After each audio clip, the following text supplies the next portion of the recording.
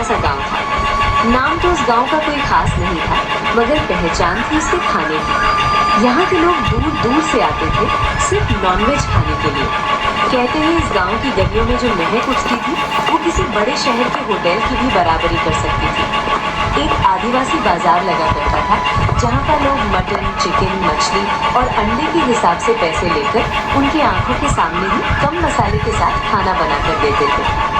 सैयद नाम का आदमी जो मटन, चिकन, अंडा, मटन पाया, पोट कलेजी, चिकनी तरीके नॉनवेज सब बेचा करता। भैया 1 किलो अच्छी वाली मटन कर देना। सैयद ऐसे ही लोगों का उनके हिसाब से सामान दे देता। उसके बाद लोगों को सामान को लेकर वही बाजार में अलग अलग लोगों से बनवाने के लिए ले जाते हैं। मटन आधा किलो बन जाएगा, कितना रुपए लगेगा? 1 किलो मटन के 100 रुपए, आधा केजी का 50 रुपए। उसके बाद पवन देसी तरीके से मटन बनाने लगता है। ओखली में अदरक, लहसुन और मिर्च को कूटना है। सबसे पहले बर्तन में सरसों तेल डाला जाता है। उसके बाद उसमें प्याज डालकर उसको थोड़ा देर भूनते हैं। उसके बाद उसमें मटन डाला जाता है। मटन डालने के बाद उसमें थोड़ा सा हल्दी, मिर्च और धनिया पाउडर मिला दिया जाता है। इसको बनते हुए देख ग्राहक के लाल टपकते। उसके बाद जैसे ही मटन बन जाता है उसको एक पत्ते के बड़े दोने में परोस दिया जाता है।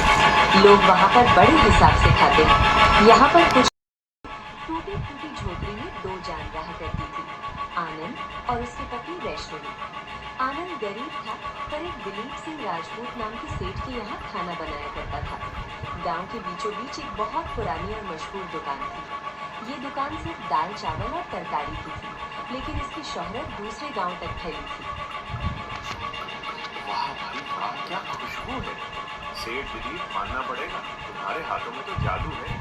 ऐसी तरकारी तो इस शहर के बड़े बड़े होटलों में भी नहीं मिलती। 1 प्लेट और लगाना जरा। अरे भाई, ये सब तो हमारे खानदानी मसाले हैं। हम खुद खड़े होकर बनवाते हैं, तभी तो ये स्वाद आता है। वरना आजकल के नौकरों को क्या पता स्वाद क्या होता है। ये आनंद तो बस झाड़ू पोछा और बर्तन धोने के लिए, असली माल तो हम तैयार करते हैं। आनंद पीछे ये सुनकर उसका दिल छल्ली हो गया। वो मन ही मन सोच रहा था, बनाता मैं हूँ, मसाले मेरे हैं, मेहनत मेरी है, और ये सेठ सारा श्रेय खुद ले लेता है। लेकिन वो मजबूर था। उसके पास ना अपनी दुकान थी ना पैसा। इस गांव में कोई और दुकान चलती भी नहीं थी, क्योंकि सेठ की दुकान का नाम बहुत पुराना था। काम करते करते शाम हो जाती है। अरे सेठ जी, मेरा आज का हिसाब कर दो, मुझे घर के लिए राशन भी ले जाना है। हाँ ठीक है, ये ले 200 रुपए। लेकिन सेठ जी, मेरे दिहाड़ी तो एक दिन की 400 रुपए की बात हुई थी, लेकिन आप 200 रुपए क्यों दे रहे हैं? अरे चिल्ला मत भाई, क्या है कि मेरे पास आज 500 के नोट है, खुले नहीं है, इसलिए 200 रुपए रख, बाकी तो बाद में ले जाना, और तेरे खाते में लिख देता हूँ। लेकिन आनंद को भी पता था कि ये बाद में कभी नहीं आने वाला। सेठ ऐसे ही बाद में कहकर हजारों रुपए महीने के काट लेता। आनंद अपना 200 रुपए भूलकर अपने घर आ जाता है। और जी बताइए, आज का दिन कैसा रहा और अपने शासन लाया खाने के लिए? सामान ले आया हूँ भाग्यवान, खाना बना लो। लेकिन सेठ ने आज फिर से मेरे पैसे काट लिए। अरे ये सब तो है ही ऐसे। आप भी हमारे भविष्य के बारे में सोचिए। कल को हमारे बच्चे हो जाएंगे, तब हम उनको पढ़ाएंगे कैसे? आप हो सके तो कहीं और काम ढूंढ लीजिए। तुम ठीक कह रही हो, हमें अभी से पैसे जमा करने दो। अगले ही दिन आनंद अपने मन में कुछ सोचकर सेठ के पास गया।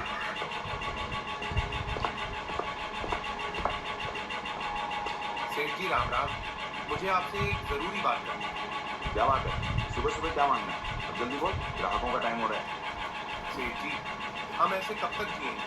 हमें आगे के लिए भी सोचना होगा। आप मुझे 10,000 रुपए दे दीजिए, मैं बैंक में FD करवा दूँ। 10,000? तेरी औकात भी है 10,000 मांगने की? बड़ा आया पैसे बचाने वाला। सेठ जी, आप मेरा 200 रुपए करके ऐसे ही महीने के हजारों रुपए काट लेते हैं। अब मुझे भविष्य के बारे में सोचना है। अगर आप मेरी मदद नहीं कर सकते तो मैं कहीं और काम करूँ। ये सुनकर सेठ अपने मन में सोचने लगता है, अगर ये छोड़कर चला गया तो मेरी दुकान ठप हो जाएगी, और इसे पैसे की सख्त जरूरत है। इतना सीधा साधा है कि मैं इसका फायदा उठाया। सुन भाई आनंद, मेरे पास एक प्रस्ताव है। कैसा प्रस्ताव सेठ जी, बताइए। ठीक है, तो अच्छा सोच रहा है, लेकिन अभी 10,000 लेकर क्या करेगा? इस इतना बैंक तुझे पैसे भी नहीं दे रहा। तू भविष्य का सोच, मैं तेरी तनख्वाह बढ़ा देता हूँ। आज से तेरी दिहाड़ी 500 रुपए। खुश? 500? सच सेठ जी, आप देवता हैं। हाँ, लेकिन पूरी बात सुन। अगर मैं तुझे रोज 500 रुपए दूंगा तो तू सब खर्च कर देगा और साल के अंत में तेरे पास फिर ठन गोपाल रहेगा। इसलिए हम ऐसा करेंगे, तुझे घर खर्च के लिए मैं रोज 100 रुपए नकद दूंगा और बाकी के 400 रुपए मैं तेरे नाम से अपने पास जमा करूंगा। मेरे पास एक डायरी रहेगी, उसमें मैं रोज लिखूंगा सिर्फ 100 रुपए घर के लिए। लेकिन सेठ जी, 100 रुपए में तो गुजारा बहुत मुश्किल है। अरे पगले, गणित लगा, गणित देख। एक दिन के 400 रुपए जमा होंगे तो महीने के कितने हुए? 12,000 रुपए। और एक साल के कितने हुए? जोड़ जरा। 12 गुणा 12,000 यानी 1,44,000 रुपए। सोच, एक साल बाद जब तू ये पैसा एक साथ लेगा। आनंद के लिए इतना बड़ा रकम किसी सपने से कम नहीं थी। उसने मन ही मन सोचा कि अगर एक साल तक पेट काट कर जी लूं तो जीवन बन सकता है, तो मैं ये करूंगा। मंजूर है सेठ जी, मैं तैयार हूँ। मैं 100 रुपए में गुजारा कर लूंगा, लेकिन एक साल बाद मुझे मेरे पूरे पैसे चाहिए। अरे मैं कसम खाता हूँ, अगर मैंने तेरे पूरे पैसे नहीं दिए तो मेरा ढाबा बंद हो जाए। ये बात सुनकर आनंद खुश हो जाता है, क्योंकि सेठ कभी झूठी कसम नहीं खा सकता। सेठ को क्या पता था, इसी कसम के चक्कर में उसका बेड़ा गर्क होने वाला था। खाना बनाने के बाद ही खुश होकर लोगों को खाना देता। ऐसे ही कुछ दिन बाद आनंद को अपना एक खास दोस्त मनीष मिलता है। अरे आनंद भाई, अब तो जोरों जोरों से सेट के यहाँ काम कर रहे हो। कैसा चल रहा है तुम्हारा काम? मैं तो बस खाना बनाता हूँ मनीष भाई, काम तो सेट का है। मैं तो बस दिन का 100 रुपए लेता हूँ, बाकी अपना सारा पैसा सेठ के यहाँ जमा करवा देता हूँ। सेठ ने कहा है एक साल बाद वो मुझे 1,44,000 रुपए देगा। आनंद भाई तुम मेरे खास हो, इसीलिए बोल रहा हूँ। सेठ बड़ा ही लालची है। भगवान ना करे ऐसा हो, लेकिन बच के रहिएगा थोड़ा। अरे सेठ ने कसम खाई है, वो कैसे तोड़ देगा? इतना कहकर आनंद भी अपने ढाबे पर काम करने के लिए आ जाता है। आनंद बड़ा ही सीधा साधा था। वो लोगों की बातों पर दिल से भरोसा कर लेता था। ऐसे ही सेठ के पास लोग खाना आया करते थे। ऐसे करते करते बहुत समय बीत जाता है। सुनिए जी, 9 महीने हो चुके हैं। अभी तो मेरे हिसाब से 180,000 रुपए जमा हो चुके होंगे। क्यों ना आप उस ले आओ? नहीं भाग्यवान, सेठ से हमारी एक साल की बात हुई थी और 2 ही महीने बचे हुए हैं। थोड़ा इंतजार कर लेते हैं, फिर एक साथ सारे पैसे ले आएंगे। ऐसे ही करते करते पूरे एक साल बीत जाते हैं। आखिरकार वो दिन आ चुका था जब उसे पूरे 1,44,000 रुपए मिलने वाले थे। सुनो भाग्यवान, आज मैं सेठ से अपने सारे पैसे ले आऊंगा। या तो इसे हम बैंक में जमा कर देंगे हमारे भविष्य के लिए। आनंद बहुत खुश था, क्योंकि वो साल भर बड़ी मेहनत से काम किया था। सेठ जी, आज एक साल पूरा हो गया। आपने कहा था कि एक साल बाद आप मेरे सारे पैसे दे देंगे। मेरा हिसाब कर दीजिए, 1,44,000 रुपए बनते हैं। सेठ दिलीप सिंह ने सर उठाया। उसकी आंखों में वो चमक नहीं थी जो आनंद उम्मीद कर रहा था। पैसे? कैसे पैसे आनंद? और 1 लाख? तू पागल तो नहीं हो गया? क्या बड़बड़ा रहा है? सुबह सुबह सेठ जी, आप मजाक कर रहे हैं ना? वो स्कीम 400 रुपए वाली। आप मुझे रोज 100 रुपए देते थे और 400 जमा करते थे। आपने डायरी में लिखा है, वो डायरी देखिए ना। डायरी? कौन सी डायरी? किस बारे में बात कर रहा है तू? तू रोज 100 रुपए लेता था, वही तेरी औकात है और वही तेरी दिहाड़ी है। सेठ जी, ऐसा मत कीजिए। मैंने एक साल तक पेट काट कर काम किया है। मेरे मेहनत की कमाई ऐसे मत छीनो सेठ जी। सेठ गुस्से में, अरे ओ भाइयों, जरा इधर आना। देखो इस पागल को, ये कह रहा है कि इसके 1 लाख रुपए मेरे पास जमा है। तुम लोग इसकी शक्ल देखो, इसके फटे कपड़े देखो। क्या इसके पास कभी 1 लाख रुपए हो सकते हैं? ये मुझ पर इल्जाम लगा रहा है। हाँ यार, अब तो गरीब है, इसके पास इतने पैसे कहाँ से आएंगे? लगता है बेचारा गरीबी में पागल हो गया। नहीं, मैं पागल नहीं हूँ। ये सेठ झूठा है। अपने ढाबा के लिए झूठी कसम तक खा लिया सेठ जी। मत दीजिए सेठ जी मेरे पैसे, लेकिन आपने जो कसम खाई है उसका परिणाम आपको देखना पड़ेगा। उसके बाद आनंद बहुत ही गुस्से में था और दुखी भी था। वो अपने घर चला जाता है। गांव का सरपंच शिवपाल बहुत ही न्यायपूर्ण और हमेशा लोगों की मदद करता था। सरपंच जी, मेरे साथ अन्याय हुआ है। सेठ दिलीप सिंह ने मेरे 1,44,000 रुपए हड़प लिए हैं। न्याय कीजिए सरकार। आनंद, शांत हो जाओ, पूरी बात बताओ। क्या तुम्हारे पास कोई सबूत है? कोई लिखा पढ़ी या कोई गवाह जिसके सामने तुमने पैसे जमा किए हो?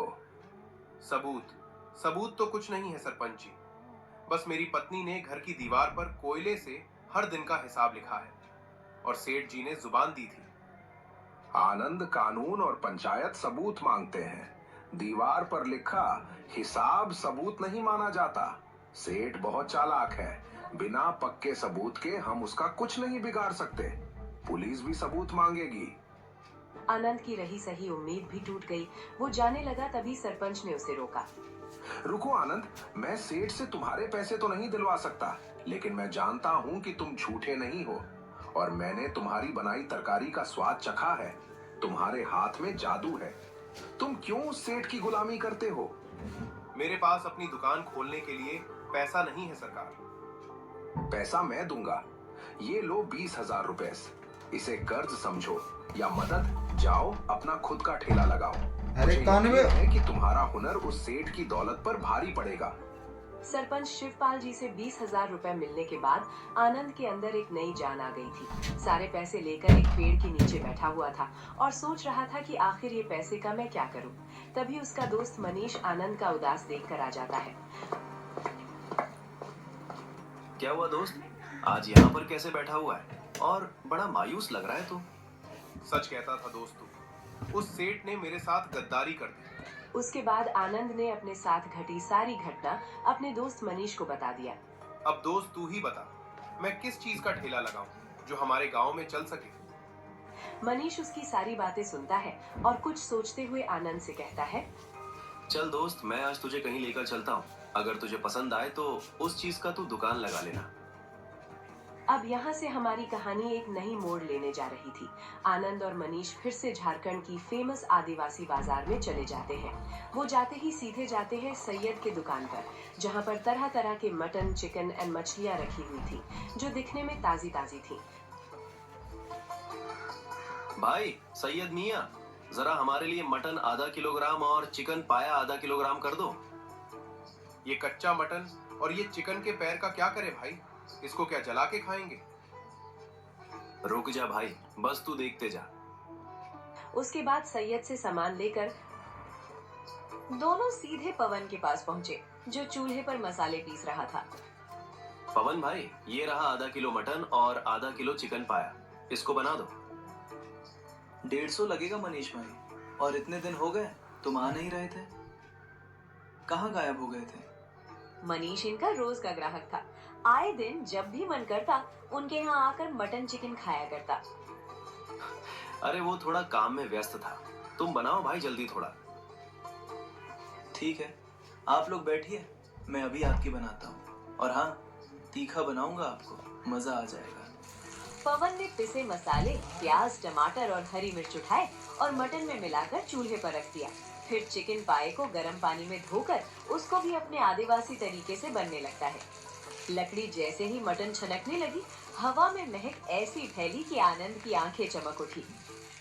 ये कितनी अच्छी खुशबू है, शहर के 5 स्टार में भी ऐसा नहीं। थोड़ी देर बाद पवन ने पत्ते में लपेटकर सामने रख दी। दोनों ने अपना सामान उठाया और घर चले आए।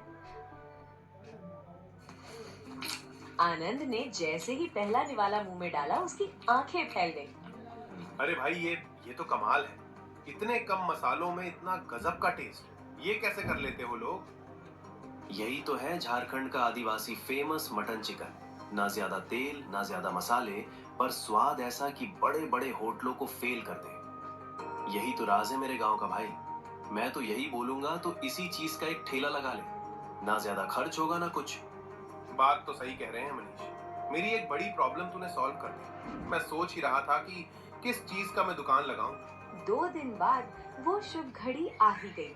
आनंद ने गांव के चौराहे पर अपने ठेला लगाया। ये जगह सेठ दिलीप सिंह की दुकान से थोड़ी ही दूर थी। आनंद ने अपना ठेला बहुत ही सुंदर सजाया हुआ था। अपने ठेले पर एक बर्तन और प्लेटों में मटन, चिकन, मछली, अंडा और भी तरीके के खाने पीने की चीज, जो देखने में काफी ही सुंदर लग रही थी। आनंद के ठेले लगाने के बाद हवा में वही पुरानी जानी पहचानी खुशबू तैरने लगी। उसकी खुशबू से गांव के कुलदीप और विवान नाम के बाप बेटे खाने आते हैं। अरे वो आनंद भाई, तुमने भी आदिवासी मटन चिकन का ठेला लगा लिया।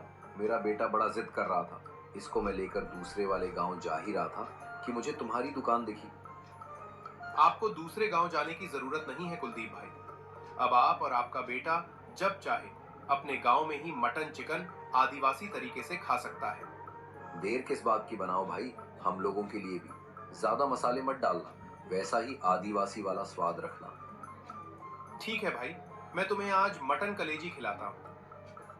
उसके बाद आनंद ने कलेजी को अच्छे से धोया। उसके बाद उसको मसाले के साथ मिलकर आदिवासी तरीके से बनने लगता है। उसके बाद आनंद ने उन दोनों बाप बेटे को अपनी प्लेट परोस दी। दोनों ने फटाफट खाना शुरू कर दिया। वो भाई क्या बोलूं, तुम तो बिल्कुल उसे बाजार के जैसा ही स्वाद ले आए हो हमारे गांव में। उसे ग्राहक की इतनी तारीफ को सुनकर आनंद बहुत ही खुश हो जाता है और इधर सेठ को भी पता चल जाता है कि आनंद अपना एक ठेला लगाया है। सेठ ने अपने ढाबे पर एक नया नौकर भी रख लिया था जिसका नाम था सुमित। सुमित, मैंने सुना है उसे आनंद ने गांव में अपना एक ठेला लगाया है। देख लेना, कुछ दिन बाद वो डूब जाएगा और मेरे पास ही फिर आएगा काम मांगने के लिए। सुमित, जा जल्दी से तू खाना बना, ग्राहक आने वाले होंगे। पर सेठ को क्या पता था, उसके इसी लालच और घमंड के कारण ही वो अब डूबने वाला था। इधर गांव के कुछ और लोग भी आनंद के पास खाने आ जाते हैं। अरे वो तुमने सेट का ढाबा छोड़कर खुद का ठेला लगा लिया। खिलाओ भाई, तुम्हारे मटन चिकन खाते हैं, कैसा लगता है। और आनंद उन ग्राहकों को भी अपना फेमस आदिवासी मटन परोस देता है। लोग खाते ही उसकी तारीफ करने लग जाते हैं। असली जादू तो इस आनंद के हाथों में है भाई, मजा आ गया। सेट तो झूठ बोलता था कि हम मसाले पीसते हैं ये हो। हाँ भाई, हमें तो लगता था ये बस झाड़ू पोछा करने के लिए है, असली स्वाद तो इसी का था। फिर और देखते ही देखते आनंद के ठेले पर ऐसी भीड़ लग गई जैसे कोई मेला लगा हो। जो भी एक बार खाता वो उंगलियां चाटता रह जाता। अरे भाई, सेठ की दुकान पर तो आज जली हुई खाना मिल रही थी, असली माल तो यहाँ है। माधव भाई, 2 प्लेट और बांधना घर के लिए। शाम तक आनंद का सारा सामान बिक गया। उस दिन पहले ही दिन उनकी कुल कमाई 5,000 रुपए थी। सारा खर्चा निकालने के बाद भी उन्होंने एक दिन में 3,000 रुपए का शुद्ध मुनाफा कमाया। आज घर में उसकी पत्नी बहुत खुश थी। जी देखिए, 5,000 रुपए हम सेठ के यहाँ पूरे महीने में 3,000 नहीं कमा पाते थे और आज एक दिन में उससे ज्यादा कमा लिया। हाँ वैष्णवी, ये सब उस सेठ के पापों का नतीजा है। अब हम पीछे मुड़कर नहीं देखेंगे। अगले ही कुछ दिनों में आनंद की दुकान की चर्चा आसपास के 10 गांव और शहर तक पहुंच गई कि दुकान काफी अच्छी चल रही थी और रिकॉर्ड तोड़ वो पैसा कमा रहा था। उस दिन रविवार था। भीड़ इतनी थी कि संभालने में पसीने छूट रहे थे। शाम को जब आनंद ने गल्ला गिना तो उसकी आंखें फटी रह गई। सुनो भाग्यवान, आज की कमाई पता है कितनी है? 15,000 रुपए और खर्चा निकालकर 10,000 रुपए का मुनाफा। ये खबर आग की तरह फैली और ये आग सेठ के सीने में भी लग गई। उधर सेठ दिलीप सिंह की दुकान पर सन्नाटा पसरा था। सेठ जी, गजब हो गया। आज उस आनंद ने 15,000 रुपए का गल्ला उठाया है। शहर की गाड़ियां वहां लाइन लगाकर खड़ी हैं।